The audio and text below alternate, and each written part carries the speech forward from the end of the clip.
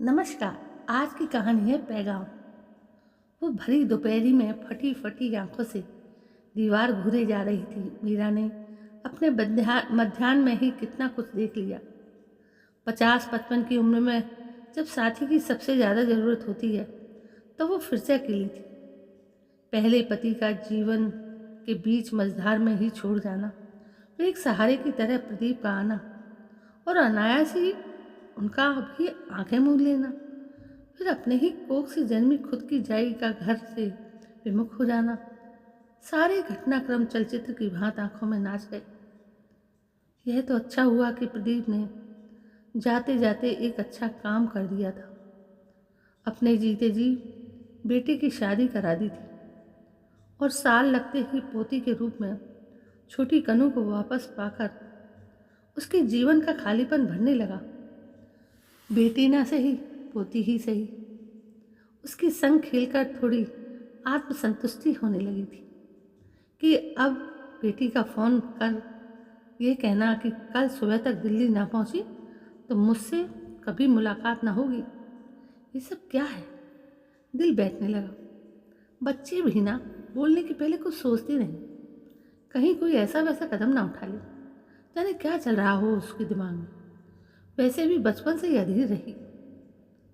जब सोचने समझने की शक्ति ना रह गई तो अमन और नेहा को बुलाकर टिकट की व्यवस्था करने के लिए कहा। अमन ने ऐतराज भी किया। अब तुम्हारी उम्र हो गई है माँ, अकेली सफ़र नहीं करने दूंगा। अकेली कहाँ रहूंगी, सहयात्री तो होंगे ना। क्या माँ, तू भी और ये दीदी को क्या हुआ? 30 की हो गई है, अब भी अकल नहीं आई उसे। ऐसे अचानक बुला लिया, अब समझदार ना हुई तो कब होगी? बेटा तू 10 का था और वो 15 जब तेरे पापा हमें छोड़कर दूसरी दुनिया में चले गए थे। पिता की लाडली उनके जाने का गम ना सह सकी थी। उस पर से प्रदीप जी का हमारे जीवन में आना उसके बर्दाश्त के बाहर हो गया। पर माँ, उन्होंने आपकी नौकरी लगवाई थी, हमारे पढ़ाई लिखाई का पूरा खर्च उठाया, एक पिता की तरह सहारा दिया था। हाँ बेटा, वो तुम्हारे पिता के मित्र थे, स्वयं विदुर थे। उन्हें परिवार चाहिए था और तुम दोनों को पिता। समाज ऐसे रिश्तों की स्वीकृति नहीं देता है, तभी तो उन्होंने हमसे विवाह कर लिया था। और समझ लो कि उसी दिन मैंने कनू को खो दिया था। पर क्यों माँ, दीदी को तो तुम्हारे लिए खुश होना चाहिए था ना।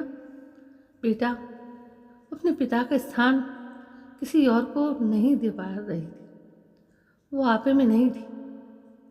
तब मुझे यह एहसास हुआ कि दूसरी शादी ने मेरी औलाद को तीसरा बना दिया है। शायद मेरे नसीब में ही खोकर पाना ही लिखा है। जब भी कुछ पाया तो उसके बदले में बहुत कुछ खोया। मुझे जरा आभास भी होता कि प्रदीप जी के कारण कनू को खो दूंगी तो मैं शादी कभी नहीं करती। मुझे दुल्हन की लिबास में देख लड़ झगड़ कर अपनी सहेली के घर चली गई थी और वहीं से सीधा दिल्ली लौटकर इस घर में कदम ही नहीं रखा। तुम्हारे विवाह में भी नहीं आई।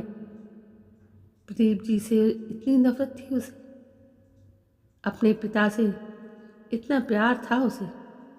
कहती हुई मीरा हिचक हिचक करके रोने लगी।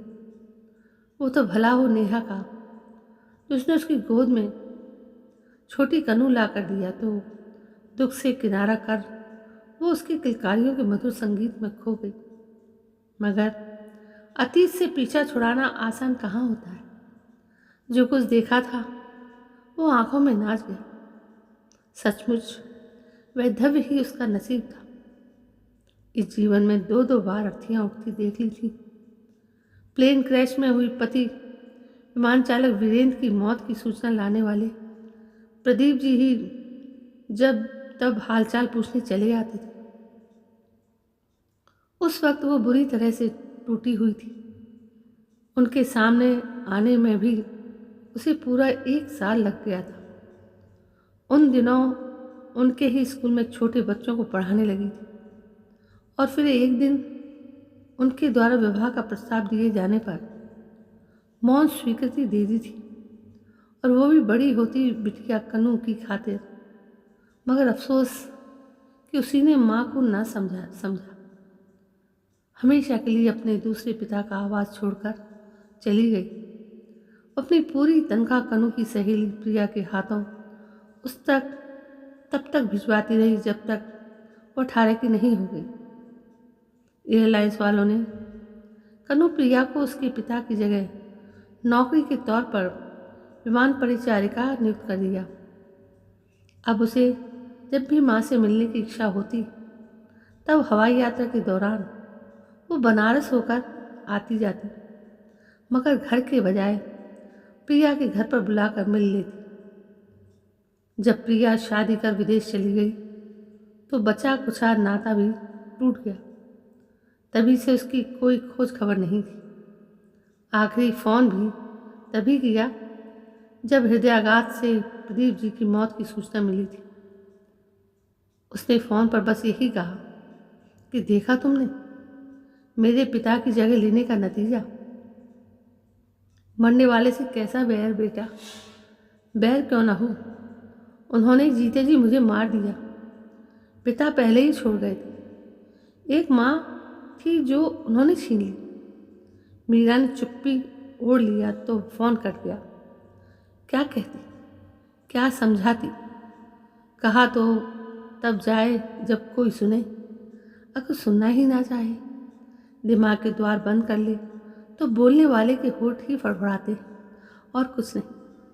मीरा ने भी कुछ अपने भाग्य तो कुछ कर्म के दोष मानकर स्वीकार कर लिया था कि अब बरसों बाद मिले बेटी के इस अप्रत्याशित पैगाम ने उसे बुरी तरह से झकझोर दिया। किसी तरह से खुद को संभाल कर बेटी के पास जाने की तैयारी की। उसके पसंद की मिठाइयों और बनारसी सूट के साथ दिल्ली की उड़ान थाम ली। कन्नू एयरपोर्ट पर लेने आ गई थी। माँ तो माँ ही होती है। बेटी का कुमलाया मुंह देखकर जी धक से रह गया। अरे कैसी दिख रही है लाडो, चेहरा उड़ा उड़ा, काम पर नहीं जा रही क्या? घर पहुंचकर पूछा, बताती हूँ माँ, पहले आराम कर लो। बिटिया की आवाज़ का ठहराव अलग ही था। नहीं, ये उसकी कनू नहीं, वो तो कभी सीधे मुंह बात तक नहीं किया करती। थोड़ी देर बाद माँ बेटी खाना खाकर लेटे तो बेटी का माथा चूम उसे सीने से चिपका ली। बरसों की प्यास तृप्त हो रही थी। माँ, तुम्हें सुनकर अजीब लगेगा, पर बताना भी जरूरी है। मैं और रोहन पिछले 2 साल से साथ रह रहे हैं। हमारे बीच यही तय हुआ था कि हमसे कोई शादी का नाम नहीं लेगा। तुम तो जानती हो कि मुझे संबंधों में बंधने से चिढ़ होती है। अब वो मुझे छोड़कर अपने परिवार के बीच रहने चला गया है। इसमें दिक्कत कैसी बेटी? मैं आ गई हूँ ना। हाँ माँ, तुम्हारा साथ चाहिए मुझे। तुम्हारे बिना मैं माँ नहीं बनना चाहती। क्या? मैं समझी नहीं। मैं प्रेग्नेंट हूँ, रोहन जानता है। हाँ, फिर भी तुम्हें अकेले छोड़कर चला गया। उसने कहा कि वो आधा आधा नहीं जी सकता, कभी यहाँ तो कभी अपनी माँ के पास। जाने से अच्छा है कि सभी एक साथ रहें। सही तो कहता है, परेशानी उसकी माँ है। उन्होंने कहा है कि जब तक मेरे परिवार से नहीं मिलेगी शादी नहीं हो सकती। माँ, तुम मिलोगी ना? जानती हूँ मैंने तुम्हें बहुत सताया है, मगर अपने अंदर आने वाले शिशु की आहट मात्र ने मुझे बदल दिया है। एक माँ की मजबूरी अब समझ पाई हूँ। मुझे माफ़ कर दो ना माँ। बेटी के इस बदले रूप को देख खुशी के आंसू छलक गए। प्यार अच्छे अच्छे को बदल देता है। अब सब कुछ साफ नजर आ रहा था तो बिटिया ने आपातकालीन अल्टीमेटम देकर इसी कारण से उसे दिल्ली बुलाए। इतने में एक हैंडसम नौजवान कमरे में दाखिल हुआ और उसके साथ ही एक संभ्रांत महिला थी। न समधन जी, आप अन्यथा ना लें, ये सब रोहन की चाल है, माँ बेटी को मिलाने की। मैं तो कब से करूँ प्रिया को अपनी बहू बनाने के सपने सजोए बैठी। आंटी ये कुछ कहती नहीं थी, पर अंदर ही अंदर घुटती रहती थी। इसलिए मैंने और माँ ने तय किया कि आपके आने के बाद ही शादी होगी, ताकि ये सही मायनों में खुश हो सके। खुद अच्छी बेटी बनेगी तभी तो अच्छी माँ भी बन सकेगी। बड़े भागों वाली हो कनु, सदा सुहागन रहो। इतना अच्छा लड़का, इतनी अच्छी सास मिली है। मीरा सचमुच बहुत खुश हो गई कि उनके बदनसीबी का साया बेटी पर नहीं पड़ा था। शुभ मुहूर्त देखकर धूमधाम से शादी हुई, इसमें पूरा परिवार शामिल हुआ। ठीक 7वें महीने वो भी आ गया जिसके लिए मीरा यहाँ आई थी। आहा, देखो तो, अरे ये तो नाना की परछाई है। बाप बेटी का ऐसा प्यार न देखा न सुना। सच्ची वही तेरी ममता की छाँव में बड़े होने वापस लौट आए और वो टूटा परिवार हमेशा हमेशा के लिए जुड़ गया। इस बार मीरा ने कुछ खोए बिना ही खुशियाँ पाई थी। एक पैगाम ने इस परिवार को मिला दिया था। तो दोस्तों, कितनी अच्छी ये कहानी जो आपने सुनी और समझी। कहानी आपको कैसी लगी कमेंट करके ज़रूर बताएं और इस कहानी को ज़्यादा से ज़्यादा शेयर करें और चलते चलते मेरे इस चैनल को सब्सक्राइब भी कर दें, जिसका नाम है हमारी कही। कल मैं फिर हाजिर होती हूँ, तब तक के लिए जय हिंद, वंदे मातरम।